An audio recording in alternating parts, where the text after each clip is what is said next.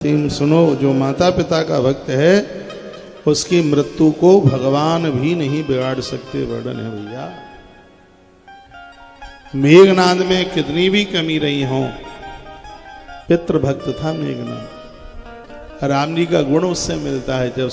जब सुलोचना भगवान से मिलने के लिए आई तो मरे हुए मेघनाद को प्रभु श्री राम जी ने जिंदा ऊपर से नीचे उतार दिया था सामने, और सुलोचना को कहा था, बेटी तेरे पति में मेरा एक गुण मिलता है, तो यह है कि पिता कार्य के लिए मैं वन वन का हो गया तो पिता के आदेश में ये भी दुनिया छोड़ करके चला गया है। भगवान के शब्द थे।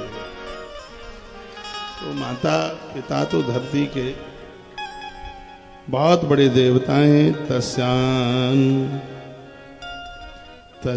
तस्मान मघाम वही वाक्षंती पितरो नित्यमेव ही पितृदेवत भक्ता यही ते पियांतिम पराम गतिम। एक बड़ी अद्भुत बात मैंने पढ़ ली है इसमें, वो ये है कि श्राद्ध में जिस दिन मघा नक्षत्र पड़ जावे, मघा नक्षत्र वायु पुराण में इसका वर्णन किया गया है। तस्मान मघाम वही वाक्षंती पितरो नित्यमेव ही। मघा नक्षत्र श्राद्ध पक्ष में पड़ जावे और मघा नक्षत्र में यदि पूर्वजों के लिए आपने श्राद्ध कर दिया है तो वो श्राद्ध अक्षय हो जाता है, उसका पुण्य कभी कम नहीं होता। तो ये शायद एकादशी वाले दिन मघा नक्षत्र पड़ने वाला है। मैं पंचांग देखूंगा आज कथा के बाद में कि कौन से दिन मघा नक्षत्र पड़ेगा, और जिस दिन मघा नक्षत्र पड़े उस दिन आप जरूर ब्राह्मण को भोजन कराना। वर्णन है, तस्मान मघा वही वाक्षंती पितरो नित्यमेव ही पितृदेवत भक्ताये ते पियांतिम पराम गतिम।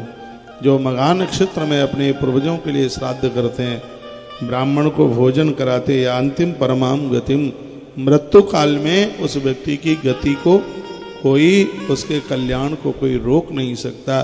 श्राद्ध में मघा नक्षत्र की इतनी बड़ी महिमा है।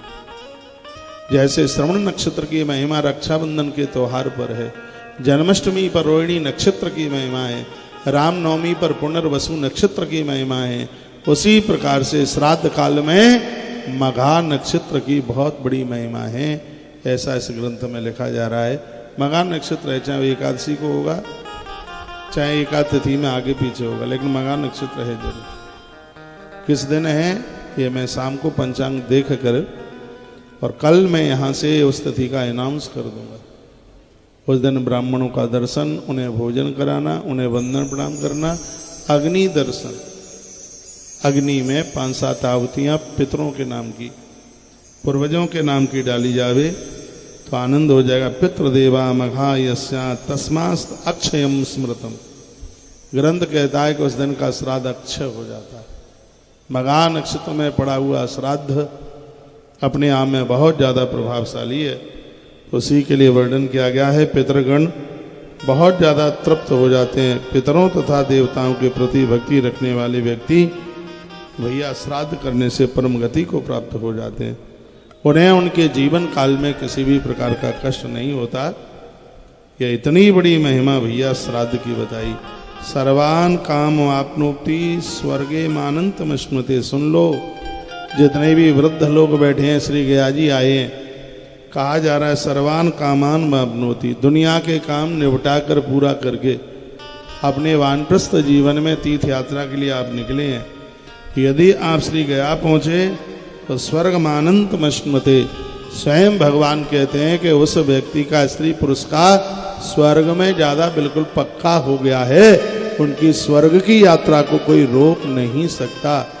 इतनी बड़ी महिमा है भैया। पितृदेवत भक्ता ये ते पियांति पराम गति। और आप तो ऐसी धरती पर आए हैं, श्री गया जी की धरती गया, ऐसी धरती पर यहाँ तो व्यक्ति की अकाल मौत भी हो जाए तो भी उसकी दुर्गति नहीं होती, उसका उद्धार, उसका आत्म कल्याण हो जाता है। इतनी बड़ी महिमा